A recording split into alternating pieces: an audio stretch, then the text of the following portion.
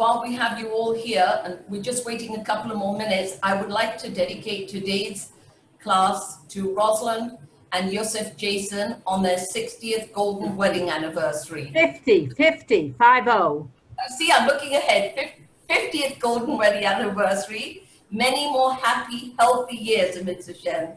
Joyce, it's a surprise. It's a surprise. About today, I'm talking about they went out to celebrate today. Oh, we're not supposed to know about it, though. She told me. Oh, she did. Okay. All right. Okay. So, so that's it. And I would like to give a very, very warm welcome to Rachel. Rachel, thank you so much for being here. And over to you, without further ado. Right. Thank you very, very much, Joyce. I want to thank Joyce for her encouragement, because when she first asked me to do this, I said no. I've spoken to many audiences before, but always in person and never on Zoom. Can you hear me okay, Joyce? If you could go a touch louder, it would be great. Okay. Okay, my speaker is really up to maximum, so I'll try. Okay. Actually, I was very nervous, and a friend of mine said, "Oh, you know, I misread your the heading. I thought that it said drops of perspiration instead of drops of inspiration." And I thought, well, that's a good title, especially seeing the weather outside, you know. Okay, in any event, my very biggest thanks goes to HaKadosh Baruch Hu for giving us the most wondrous life that I could have ever imagined. And as I look back and look at the present, I really see his hand in every single thing. And I think if we all do that, we'll all see that as well. I would like to dedicate this year to my first husband, Zichron Livracha, Avram Ben David, who was the author, the real author of the Bamboo Cradle. I just was behind the scenes. And he was nifter 13 years ago. It was his yahrzeit very recently in Elul. And also to my present husband, to whom I'm very happily married, Baruch Hashem, and his name is Avram David Weinberger. So you can call it a coincidence, but you know, Avram Ben David and Avram David, okay, make your own conclusions. I'd like to do the format this way. I'd like to tell you the story and then really open the audience to questions. And really, you can ask anything that you like. Anything goes. And we'll be, you know, I'd be very happy to try and answer as honestly as possible. So our story begins more than 55 years ago. Every year I tell this, it gets more and more. My husband and I, and now I'm talking about my first husband, Avram, we were both born from Jewish parents, so we were Jewish, but had very little knowledge of Yiddishkeit in terms of halachas and observance and mitzvos. And we got married and spent the first year of our marriage at Cornell University in upstate New York. Some of you might be familiar with that, Ithaca, New York. We both got degrees. My husband received a PhD in sociology and anthropology, and I got a master's in teaching. And we actually spent the second year of our marriage in Trinidad and Tobago. I don't know if this was written in the book, but my husband was teaching in the University of the West Indies there. And you know, the years went by and we were a happy couple. We had many friends. We enjoyed our professions. But one thing was lacking, and that was we had no children. It seemed that I was unable to conceive. We went to many doctors. We did many tests, and no one could really discern the problem, or nobody said there was a problem. In any event, when we had been married almost 7 years, my husband received a Fulbright fellowship to go to Taiwan to teach. And since we had been to many other places, he was teaching in the West Indies and Trinidad, and we had visited Europe a number of times, we had never been to the Far East. And we decided we're going to go for it. We're going to take up the offer, and we went. We arrived in Taiwan and didn't know anything of the language, but we were met by a wonderful helper who we subsequently called Mei Mei. Mei Mei is the Chinese word for little sister. So we called her Mei Mei. She was older than me, but younger than my husband. And she helped us with everything. She helped us with the language and with the cooking and with everything that needed to be done. Needless to say, we weren't at all observant. We didn't keep kosher. We didn't observe Shabbos. And we sort of slipped into the life of Taiwan, of the Chinese people, making very good friends with many of them. It's a very family-oriented society. Now you have to remember that this was Taiwan, not mainland China. Taiwan is a small island, also called the Republic of China, which is about 90 kilometers off the coast of Hong Kong. And at the time of the revolution, when Mao Zedong took over in the mainland, many, many Chinese escaped and came to Taiwan, bringing with them the whole gamut of Chinese culture. They brought from the Palace Museum, they brought all the artwork and all the music and all the literature. And so Taiwan was a big cultural center. We became very interested in the Chinese music and the language. My husband learned to play the Chinese flute, and I learned a Chinese instrument called the guzheng, which is like a zither, a 16-string zither, which unfortunately I can no longer play. But it was a very, very interesting time period. My husband was teaching in a number of universities, and we lived at that time in Taipei, which is the which was a little fishing village in the north of Taiwan. So the time went by, and towards the second part of our stay, there came a day when my husband had to teach in the south, in a place called Taichung. He took a taxi, which they called a wild chicken. You can imagine what that was like, to the center of the city. And he then had to take the train. So here he is walking through the train terminal, and something catches his eye. On a bench, he saw a red something, and he saw it move. And he went closer. Something moved him to go closer, and he saw that it was a Chinese jacket, a red Chinese jacket.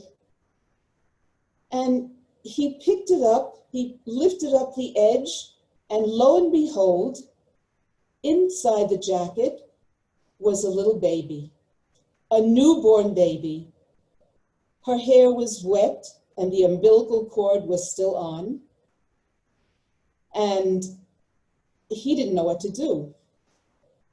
He gathered up the whole bundle, and as he gathered it up, a note fell to the floor. It was written in Chinese, in quite a good hand, and he picked it up and he put it back in the jacket pocket, and he carried the whole bundle to the policeman, the officer who was in charge at the station. The officer took the bundle, My husband tried to explain, his Chinese wasn't that good, but he tried to explain in his best, the best way he could what had happened. And the officer said, "谢谢你, thank you," without batting an eye, took the bundle, and my husband went on to the train, took the train, went down south to Taichung, and taught his class. Well, when he came home that night and told me the story, I got very upset. I said, "What? For 7 years, you know, we've been trying to have a baby, and you found the baby and you just let her go?" And the next day, I kind of schlepped him. We went back to the train station, and we actually found the police officer whom my husband had spoken to and given the baby to. And we told him that we would like to find this baby. He gave us the address of the place where she was. And we jumped into a taxi and arrived at a very big building. It was actually a church. And we went inside. And as we went inside, we came into a very big room, a gigantic room. On each side of the room were cribs, you know, these metal cribs, they're metal bars. There must have been about at least 30 or 40 cribs in the room lining each side. And there was one lady to take care of all of them. All in each crib was a baby. Well, we tried to explain to the lady over the cries of the babies that we wanted to find this baby who came to them yesterday from the railroad station. And she took us right away to a certain part, to the right-hand side in the middle. And she said, "This is the baby."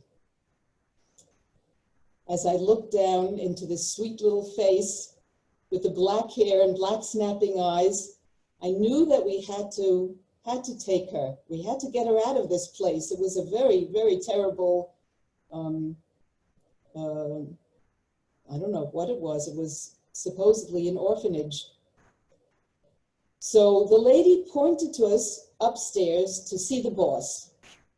And we went upstairs and found this Chinese man, little Chinese man with his round spectacles, drinking his cup of tea.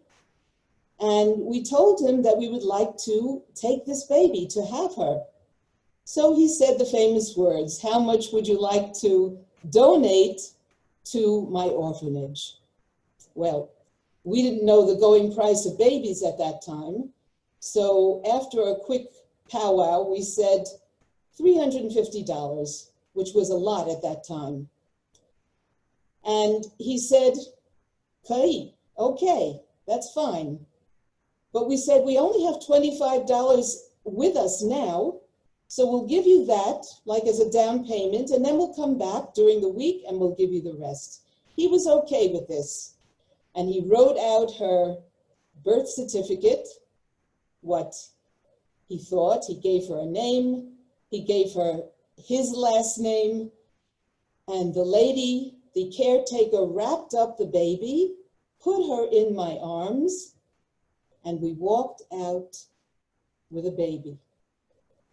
Now, can you imagine in any country that you're in or watching from now or live in, can you imagine going into an orphanage and walking out with a baby? Now, first of all, if one is expecting, they have 9 months to prepare, right? Another thing is that if you want to adopt a baby, you have to go through all the social intricacies and bureaucracies. You have to be interviewed, and you have to have recommendations, and you have to get papers, and on and on. And here we were, one day no baby, next day baby. So we didn't quite know what to do. Well, there was only one thing to do, and that was to go home to Maymay. She was our consultant. So we walked into the house, me holding the baby, and Mei says, "I see you have baby," she said to us. She spoke a little bit of English and a little bit of, and mostly Chinese. So we said, "Mei, we don't have anything in the house. We don't have food. We don't have clothing. We don't have diapers. We don't have any place to put her." Mei said, "Buyao, Jean, don't worry." And she right away went to her family and to her friends and got us all the necessary things. Okay. We had cloth diapers. There were no Pampers at that time. We're going back, friends, to 1972. This was the year. And another month went by, and as you can imagine, we became very attached to this little baby. We didn't like the name that this man had given her, and he had called her Yubing, which means jade ice, and we thought that was very, very cold. So we gave her the Chinese name Xin Mei, which means, Xin means heart, and Mei means the plum blossom, the national flower of China. So we called her Xin Mei, and she also had an English name, which was Kim, which I'm not sure why we gave her that name, because it's really a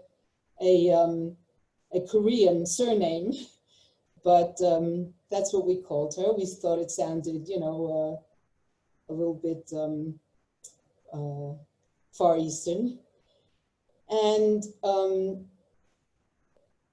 as we came closer to the time that we had to leave, because our year was drawing to an end, we realized that we had to get the papers necessary to take her out of the country. You can't just go out of the country with a baby. She would need a passport and a visa and all kinds of papers to show that we had, you know, it was legal, that we had legally adopted her.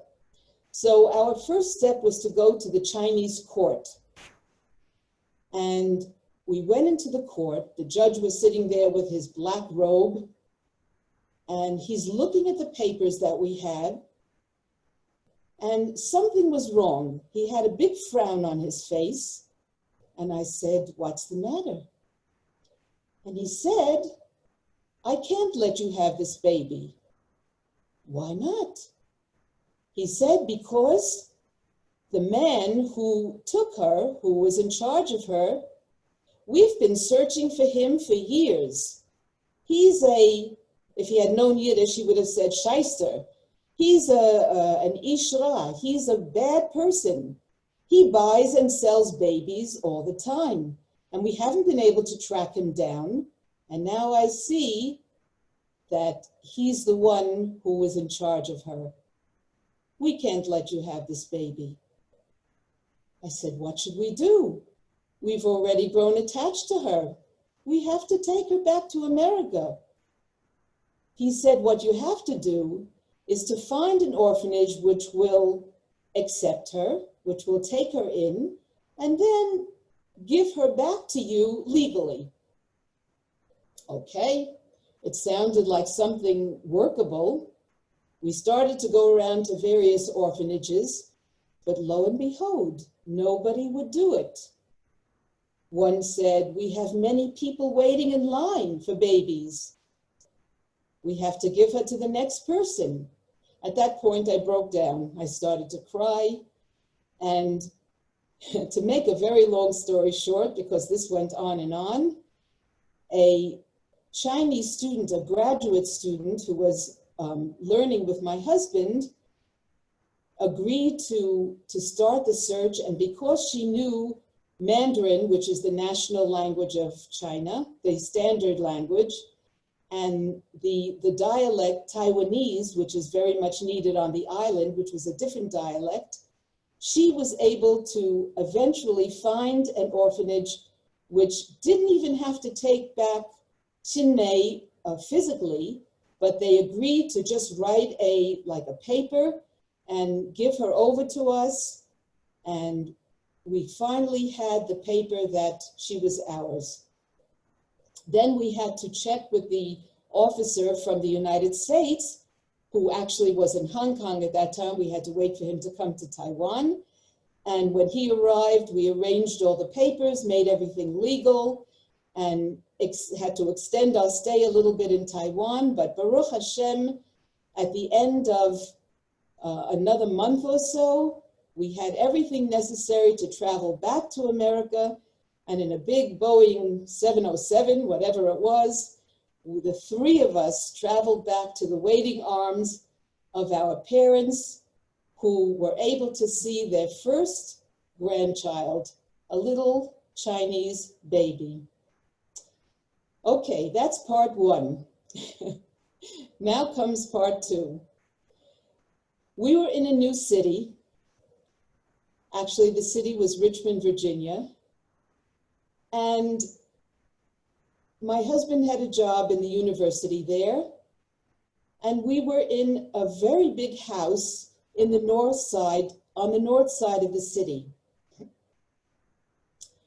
And for some reason, now I'm not sure, you may ask me why, for some reason we decided it would be a good idea to convert Chinmay to Judaism.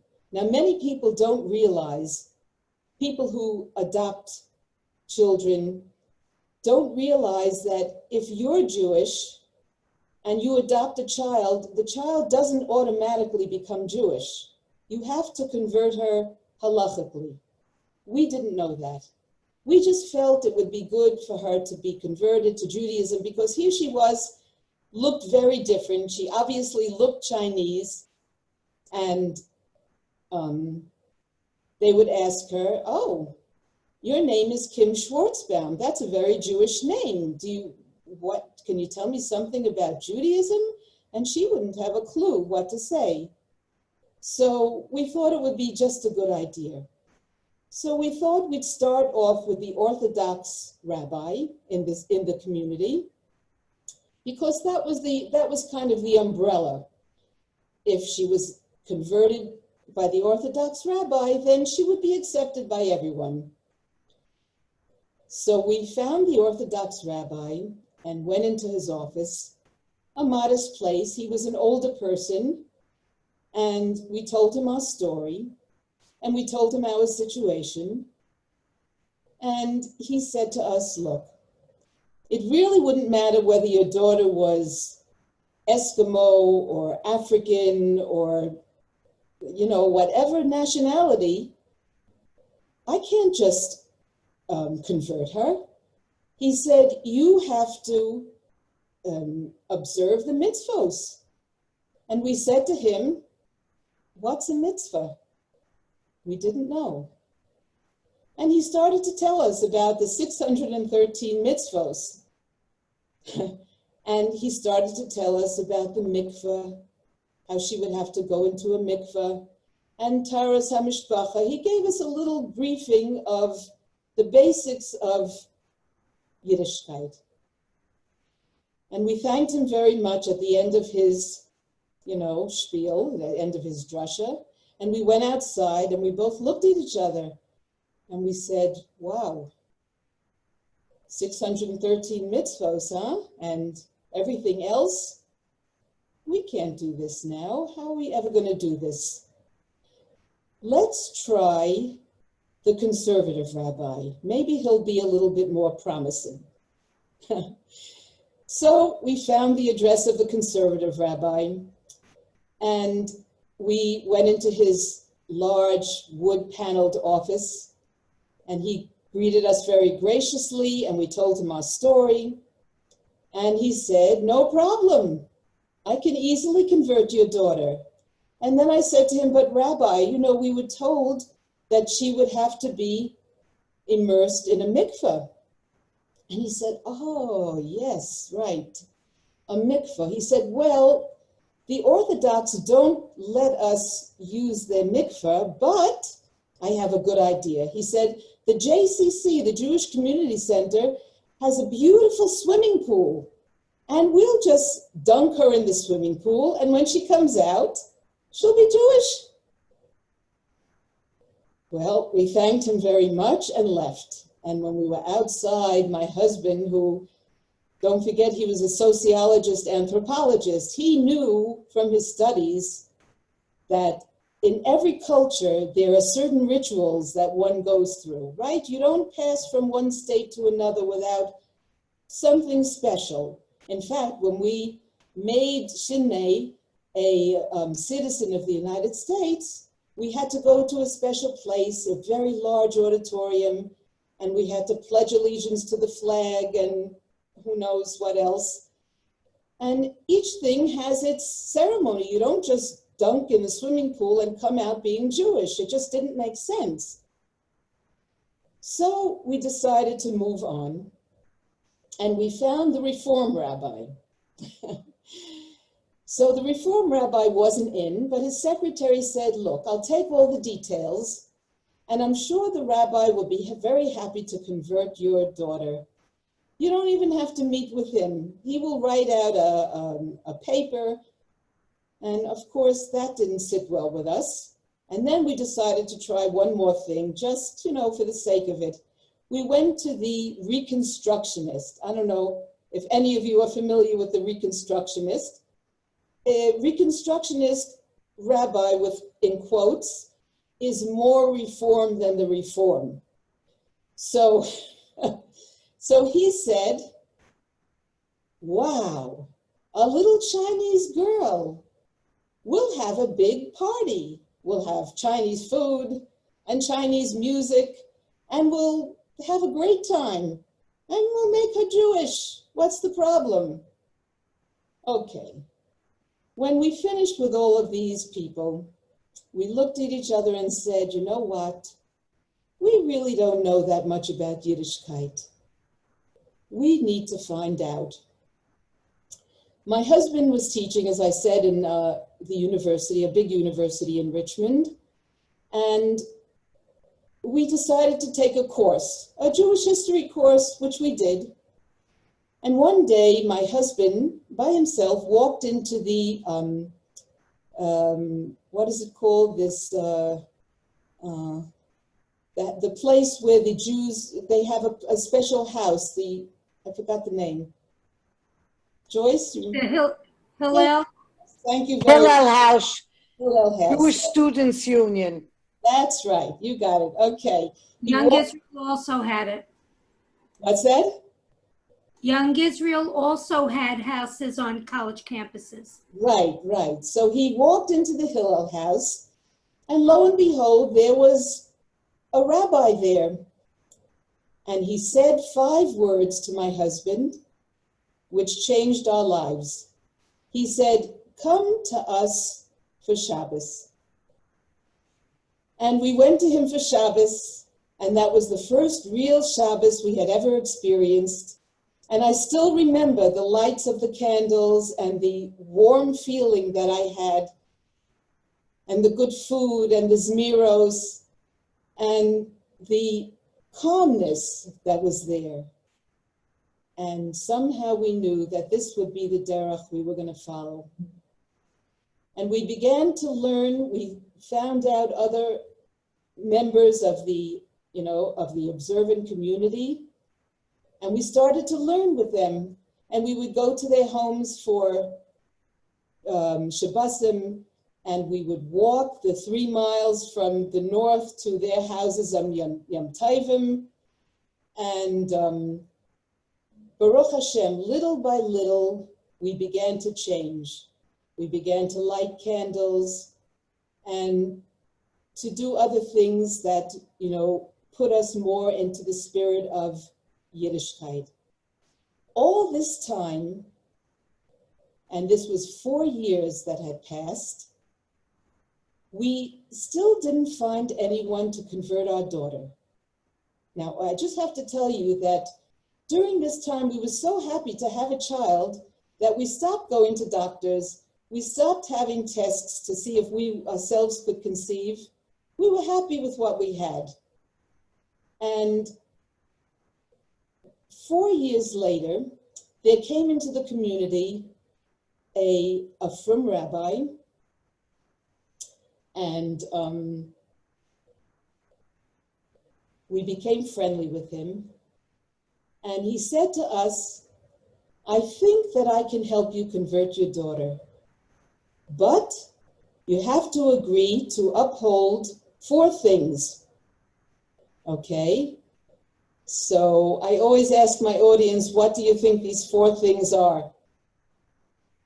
Anybody want to venture? Shabbos. Kashrut. One was Shabbos, right. Kashrut. Tarat mishpacha. Mishpacha, right. Light candles. Keep a kosher home. Right, kosher, kashrus. And there was one more, which sometimes people forget about. Any ideas? Just as we have to have Havdalah. no, not yet. Just as we have to have a home that's, that's Yiddishkeit oriented. Shabbos. Oh, hello. That's my granddaughter. Okay. Jewish education. For her Chuppah. raised her Jewishly. Chuppah. You got it. Chuppah. Give tzedakah. We had to Going to shul, davening. Chuppah. not quite yet. Ruthie got it. We had to agree to send her to the Jewish school. Jewish day school that existed in the community, which was the Jewish day school. At that point in our lives, we were ready. In each one of our lives, there's the right time for everything. And this was our time. So we said to the Rav, we agree. But I had something on my mind. I said to him, Rabbi Davis, there are 613 mitzvos. How can we possibly keep all of them? We weren't there yet. And he said to me something which I'll never forget. He said, each one of us, even the greatest Gedolim, are on a ladder. And what we have to do is go up this ladder rung by rung, step by step. And you'll get there, he said. So we agreed. And when our daughter was 4 years old, she went into the mikveh with my husband and 3 observant Rabbanim watching. And when she came out of the mikveh, her name was Devorah. And this is the punchline, okay? Are you sitting down?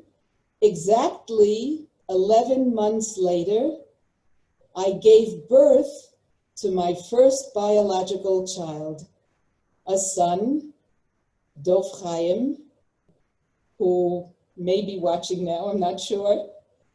And after him, subsequently, a few years between each of them, we had 3 more sons, David, Shmuel, and Yehuda.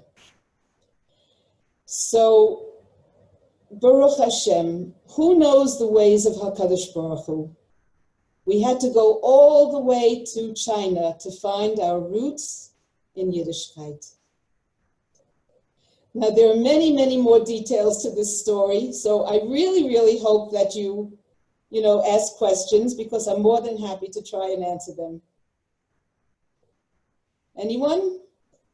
Yeah. So where is Devorah now? Okay. Where is Devorah now? Devorah now is living in Baltimore, Maryland, in America. They lived here, she and her husband lived here the first 9 years of their marriage. And then her husband's job took them back to America, to Baltimore. And Yaakov Goldstein, is her husband. He's working in a Talmud Torah as a financial consultant, financial head of the Talmud Torah. And Devorah is a Mora, she's a teacher in Beis Yaakov. Yay. Oh, amazing. Did any of the grandparents live in Hillcrest? Sorry? Yeah. Did any of the grandparents live in New York, Queens, Hillcrest? The grandparents of whom?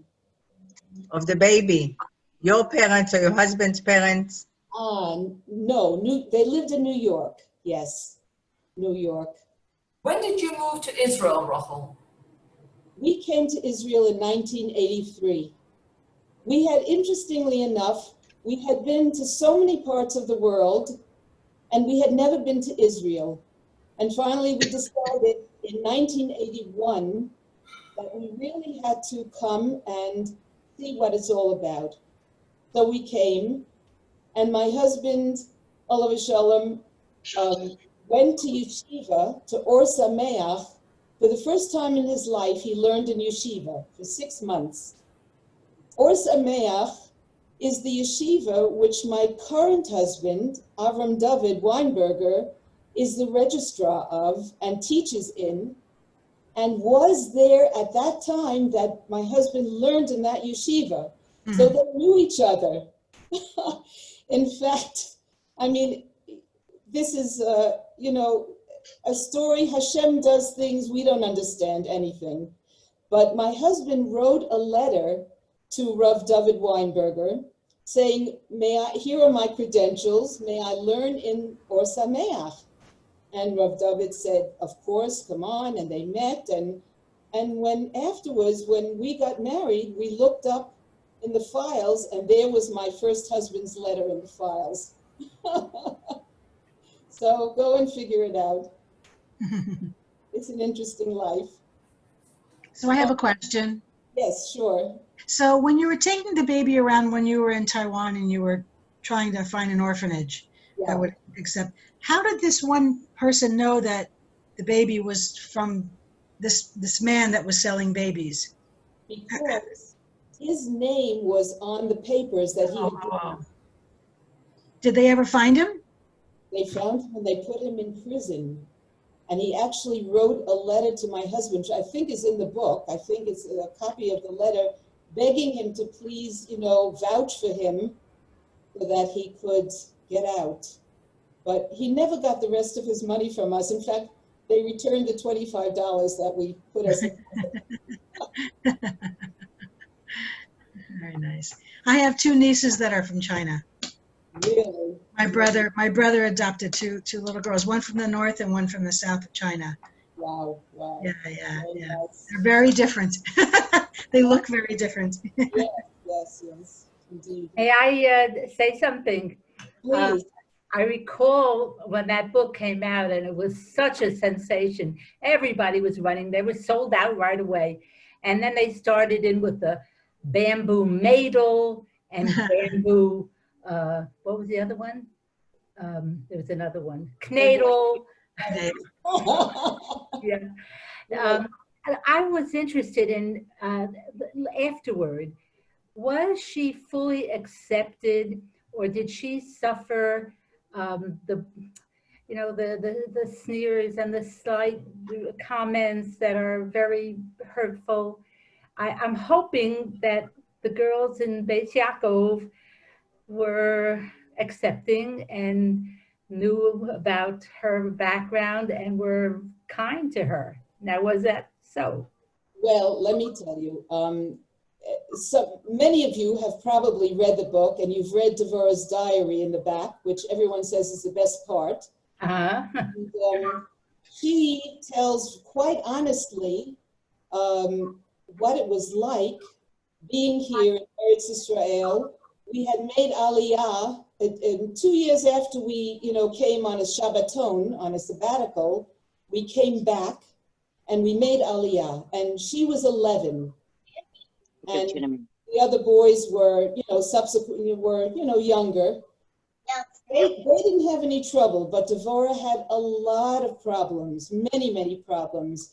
She looked at, she looked very Chinese, of course, and she was dressed as a Haredi young lady, with long sleeves and long skirts, and nobody could quite figure her out. At that time, there were very few Asians here. Now you see many Filipinos and Sri Lankans and Japanese and Chinese, but then there were very few. and she stood out. And she got her share of remarks, and she got her share of not, being accepted. It was not easy. Can I interject here? Interrupt. Yes. First of all, I just I'm sure you remember me. Poe, Devorah's friend, left. I'm sitting here enjoying your talk and remembering the times I spent with Devorah by your house. So I have to tell you that I was always jealous of Devorah because she was so popular in school. Everybody loved her. Of course, I didn't experience and see what she experienced, but everybody loved Devorah. She was just friendly, outgoing, fun, and of course, she had the funnest house to go to also. But Well, I have to say that the girls, when she finally decided to go to the Beis Yaakov Hayashan, that's where you were together, right? Together in the Yashan, and then we were in seminary together in TBY also. Right. And she was very accepted there. It was mainly the younger grades that she had a lot of trouble. So Baruch Hashem, she was more than okay. And then after the book came out, people knew who she was, and she became quite the lady. By the way, I have to add, she's now a bubby many times over. Wow. Kanina her. Kanina her. Can I ask something? Yes, please. Did she have to convert again when she turned 12? Oh, good question. Are you ashamed? Yeah. Rebbetzin Shame? No, not from the book. From the book, okay. Not related. Okay, that's fine. Yeah, the question was, what happened when she was 12? Okay, this is the story. When a child is adopted below the age of Das, a girl who becomes 12, or a boy who becomes 13, has to not go against the halacha. In other words, that's the way of accepting the fact that they want to continue being Jewish. They have the right to say, no, I don't want any part of this anymore. And they have the right also to make a statement. Devorah wanted to make a speech. So she wrote a speech, which is in the book, and she gave this talk in her grandmother's auditorium where she lived in Orlando, Florida. She lived, my husband's... What are you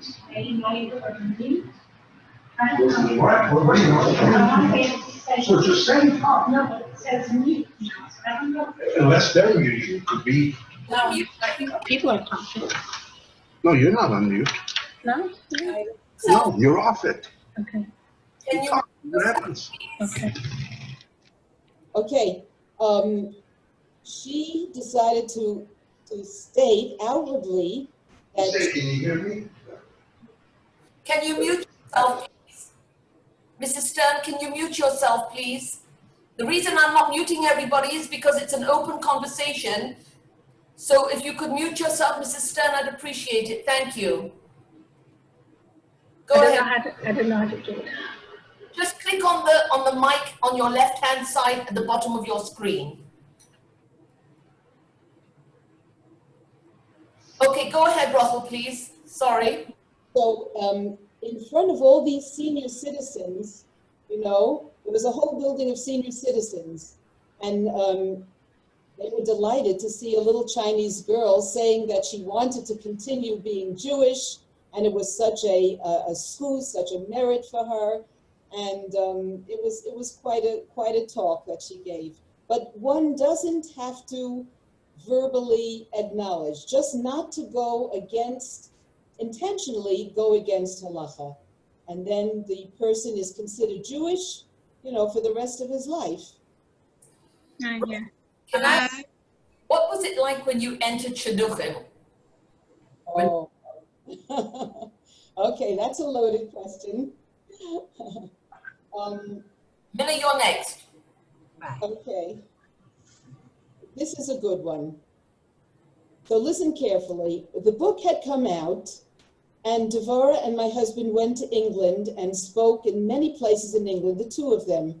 They went to London and Manchester and Gateshead and Ireland and whatever, Scotland, I'm not sure exactly where, but they went to a lot of places.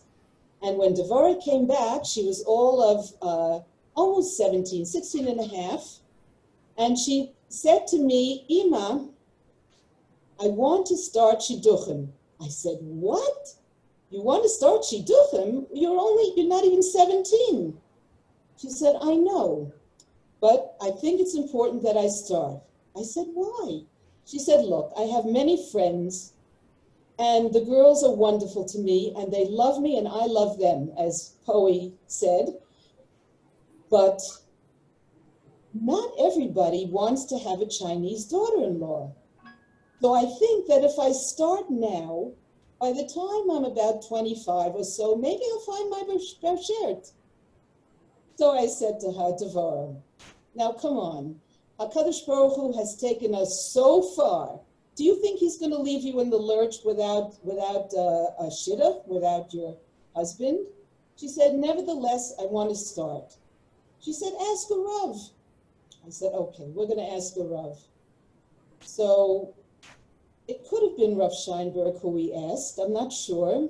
Rav Scheinberg was our Rav. And lo and behold, he said at the age of 17, she should start. Okay. So she was actually quite mature for her age. So we said, okay, we're going to begin to listen.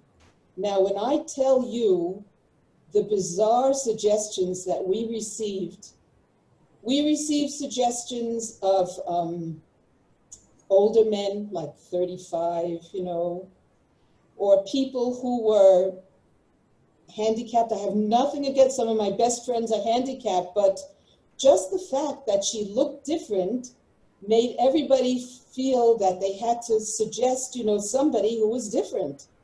And here she was, really a regular Beis Yaakov girl inside. She had grown up from the age of 4 years old in a observant household. And okay, she had a Chinese face, but as she says, the only thing is that I like about China is their food. I love Chinese food, but I'm really no different than you or me. I'm no different than you. So finally, we got a suggestion, and I won't go into all the details, but the boy wanted to continue, and she didn't because she felt she couldn't lead a kollel life. I'm being very frank with you. And the boy would have been, just sitting and learning. She felt she needed somebody who would also go to work, even though in the Beis Yaakov, they really, feel that, it's wonderful. If one can do it, it's very, very good. But so then finally, there was a suggestion of a young man named Yaakov Goldstein, who knew Rebbetzin Shane quite well. He was very enamored with her book, All for the Boss. And he came to Israel. He left his accounting job. He was a certified public accountant. And he left his accounting job to come and learn in a yeshiva in Eretz Israel. He learned in Rav Scheinberg's yeshiva. And he would come to Rebbetzin Shane with flowers every Erev Shabbos. And Devorah and Rebbetzin Rechama Shane, many of you know who she was. She wrote All for the Boss as well as many other books. They were very, very close. Devorah was like Rebbetzin Shane's granddaughter. And Yaakov Goldstein came to her and said, Rebbetzin Shane, somebody made a suggestion of a shidduch of a girl named Devorah Schwartzbaum. I think that you know her. What do you think? So Rebbetzin Shane said, she's a wonderful girl and she comes from a very fine family. But Yaakov, that she's Chinese. So he said, I always loved Chinese people. That's not a problem. It's what she's like inside that counts. And Rebbetzin Shane said, aha. And they set up a date. And they met, the second date, they met in her house. And she called me, I'll never forget that, she called me in the middle of their date and she said, Rachel, we're sitting on the couch now and they're talking so nicely. And I said, okay, Rebbetzin Shane, it's fine. Don't say anything more. And she said, now they're blushing.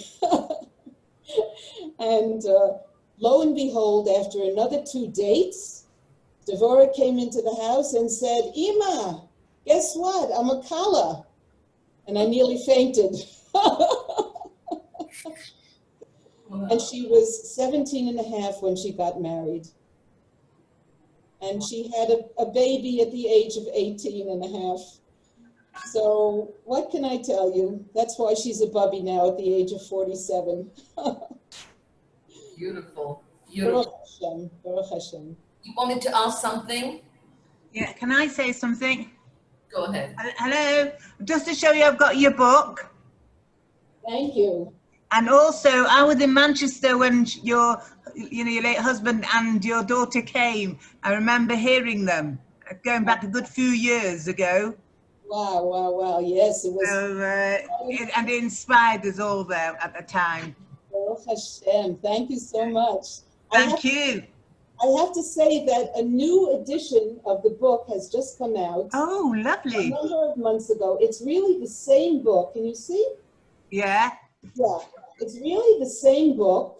But, But Devorah wrote another preface, and in the back, I don't think I can manage to show you easily, but there are colored pictures in color of the update of Devorah's family. wow, lovely. Is it out already? Is it published? Sorry? Is it published? Is it out already? It's available. Yes, yes, it is. May I say something, please? Please do. I remember I sat next to you at a wedding of family Rapson in London, and we just spoke at random, and you told me the story before the book came out. And do you remember that in London, family Rapson? You probably don't, but it left a great impression. And I saw her dancing with the other girls, and you certainly could see that she was very accepted, really accepted. Yes. Thank you. Thank you so much. I remember when we spoke in Toronto. It was a full overflowing house. People had to stand up when she spoke there. But I remember also that she said that things didn't work out when they got married in Israel, if I'm correct. And that's one of the main reasons that they moved to Baltimore. Is that correct? So what happened was that they moved to a place where there were many, many Kollel people. And her husband was a working person, who had set times for learning, but it didn't just jive too well. They didn't fit in. And when he got an offer in America, then they accepted it. And they went. Got it. Thank you. Can I say from America that when we've seen Devorah over the years and such incredible nachas, and I'll just share one thing that just I think it was within a year, last spring, who knows what time of the year it is anymore, but I think it was a year ago, I danced with Devorah at a wedding. Now, why was she here at a wedding?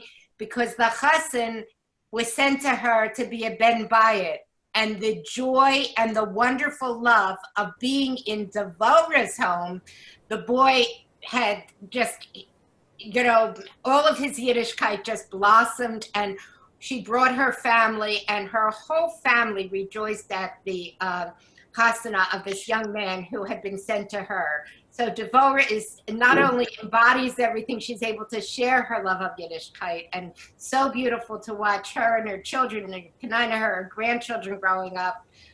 Kala kavod, Rachel. Thank you. Beautiful. That's really beautiful. Thank you, Sharon. Any more questions? I think Sarah Stern is trying to talk, but she's not unmuted.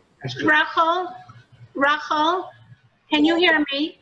Yes. Can you hear me? Okay. Yes, Sarah. Yes. Okay, hi. When Devorah got married, you sent out an 11-page letter to many people, and we were fortunate and privileged. It was the most remarkable letter I have ever read, but you described how this child, who had at one point been abandoned, was married under the stars of Yerushalayim with the greatest gedolim there, and how your husband, when he gave her bracha, there wasn't a dry eye among the 1,000 people who were there. And it was so poignant and so beautiful. And thank you for sharing it at that time. But I think that letter deserves to be included in that book. What? Thank you. Thank you so much, Sarah. Anybody else have any last minute questions for Rachel? I have seen an article that Devorah wrote in one of the, I think, Mishpacha magazine, or one of them. It was decrying the yeshiva situation. Does she do much of that writing anymore? She doesn't write that much, no, but she speaks. She recently spoke in Germany, you know, to the Kehillah there. She really does speak in many different places. Yeah, she's a very fine speaker. We wanted her to be with me today, but she's full-time teaching in Beis Yaakov now, and yeah, she just couldn't get off. So, so maybe another time she can come on, make arrangement with Joyce. It'd be lovely.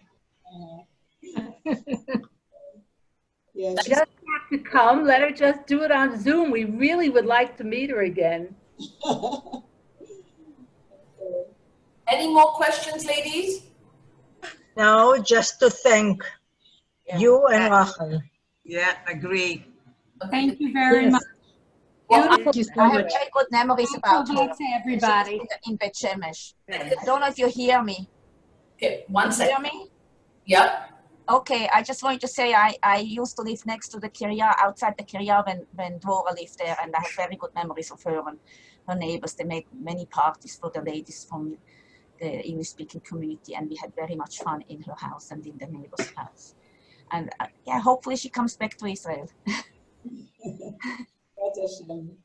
Okay, thank you so much. Thank you very much. Thank you. It was wonderful. Thank you. Thank you. It was really wonderful. Jersey and Devorah. Thank you. Thank you. Thank you so much for a beautiful story. Thank you. Okay, can you just Thank you, and Shana Tova to everybody. Ladies, Thank you very much. just one second. First of all, I want to thank you, Rachel, so very much for coming on. I know it was hard. Thank you so much. Look how much you inspired the women. You truly did, myself included. So thank you very much for coming on. Thank you, Joyce. I would just like to say, Mitzvah Shem, next week, our guest is a little bit different next week. For the first 15 minutes, we hope to have the Chief Rabbi of South Africa, followed by Rebbetzin Fagi Tversky from Milwaukee. Oh, wow, that's nice. Forward to seeing you all next week. I will send you, as I do every week, and look forward to seeing you all. And Rachel, thanks again so much. It was much. Big yashkaf to you. Thank you. Toto. Bye, everybody. Thank you so much. It Rachel. was amazing. Thank you. You should have a long and healthy, beautiful life with beautiful nachas. Thank you so much. Same. Let's get after it. Amazing story. Amazing. Thank you. Just fine, 2 minutes. That was amazing. Shana Tova. Shana Tova. Thank you. Thank you, Rachel. Love you.